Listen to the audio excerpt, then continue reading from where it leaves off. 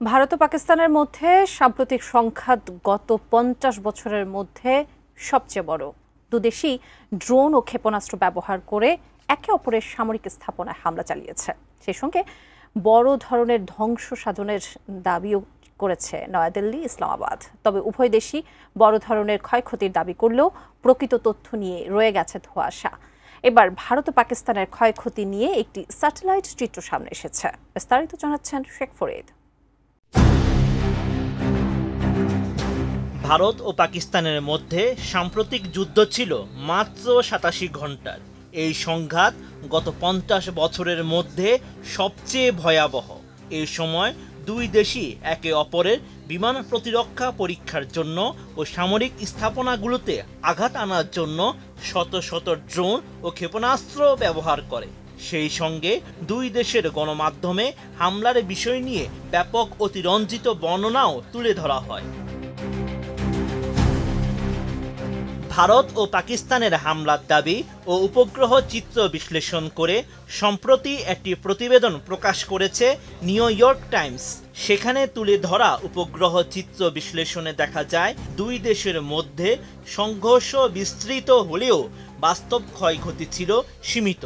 ভারত ও পাকিস্তান উভয় দেশ থেকে ছোড়া ড্রোন ও ক্ষেপণাস্ত্রগুলো নির্ভুলভাবে লক্ষ্যবস্তুতে আঘাত এনেছে, তবে ক্ষয়ক্ষতি ততটা হয়নি যা তারা দাবি করেছে।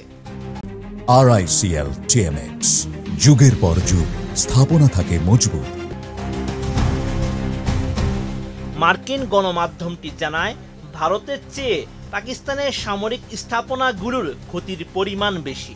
উপগ্রহ চিত্র থেকে পাওয়া তথ্য অনুযায়ী পাকিস্তানের বেশ কয়েকটি ঘাঁটিতে ভারতের নিখুঁত হামলার প্রমাণ মিলেছে। করাচির কাছে ভেলুরি এয়ারবেসে একটি হাঙ্গারে আঘাতের দাবি করে ভারত, এবং চিত্রে সেখানে স্পষ্ট ধ্বংসচিহ্ন দেখা গেছে। সবচেয়ে সংবেদনশীল লক্ষ্য ছিল ইসলামাবাদের কাছে নূর খান বিমান ঘাঁটি, যা পাকিস্তানের সেনাবাহিনী ও প্রধানমন্ত্রী কার্যালয়ের খুব কাছে এবং পারমাণবিক অস্ত্র নিরাপত্তা ইউনিটের কাছাকাছি। সেখানে ভারত রানওয়ে ও অন্যান্য স্থাপনায় হামলা চালায়। গত 10ই মে পাকিস্তান রাহিম ইয়ার খান বিমান ঘাঁটি সাময়িকভাবে বন্ধ করে দেয়। এটি ভারতের হামলার পরপরই ঘটে। অন্যদিকে পাকিস্তান দাবি করেছে তারা ভারতের অন্তত 24টি সামরিক ঘাঁটিতে লক্ষ্যবস্তু করেছে। যদিও নয়াদিল্লি জানায় 4টি ঘাঁটিতে সীমিত ক্ষতি হয়েছে, তবে বিস্তারিত কিছু জানায়নি। উপগ্রহ চিত্র বিশ্লেষণে দেখা গেছে পাকিস্তানের দাবিকৃত হামলাগুলোর ক্ষেত্রে তেমন কোনো স্পষ্ট ধ্বংসের প্রমাণ মেলেনি। পাকিস্তান দাবি করেছে তারা ভারতের উত্তরাঞ্চলের উদমপুর বিমান ঘাঁটি ধ্বংস করেছে। সেখানে এক ভারতীয় সেনার মৃত্যুর খবর পরিবারের পক্ষ থেকে নিশ্চিত করা হলেও 12ই মের স্যাটেলাইট চিত্রে বড় ধরনের ক্ষতির চিহ্ন দেখা যায়নি। এই সংঘর্ষে ভারত 5 জন সৈন্যের মৃত্যু স্বীকার করেছে, আর পাকিস্তান বলেছে তাদের 11 জন সৈন্য নিহত হয়েছে। ভারতের সবচেয়ে বড় ক্ষতি হয়েছে বিমান হারানোর ক্ষেত্রে, যদিও সরকারিভাবে সংখ্যা প্রকাশ করা হয়নি। ইসলামাবাদের দাবি তারা ভারতের 6টি বিমান ভূপাতিত করেছে, তবে কূটনৈতিক ও সামরিক সূত্রগুলো বলছে অন্তত 2টি বিমান ধ্বংস হয়েছে।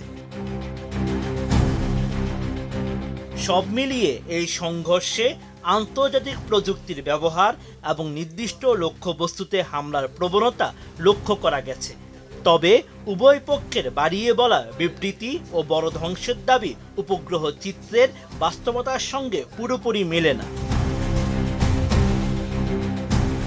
Sheikh Farid, ATN news.